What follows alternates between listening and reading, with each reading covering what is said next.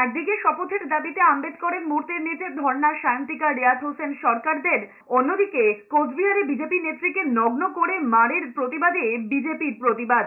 সোমবার যুযুধান দুই রাজনৈতিক দলের ধর্ণার সপ্তাহে প্রথম দিনে সরগরম হতে পারে বিধানসভা। বিধায়ক পদে শপথ গ্রহণের দাবিতে গত সপ্তাহ থেকে আম্বেদকরের মূর্তির নিচে ধর্ণা দিচ্ছেন বরানগরের বিধায়ক সায়ন্তিকা বন্দ্যোপাধ্যায় এবং ভগবান গোলার তৃণমূল প্রার্থী রিয়াদ হোসেন সরকার। সোমবারও তাদের ধর্ণা চালিয়ে যাওয়ার কথা।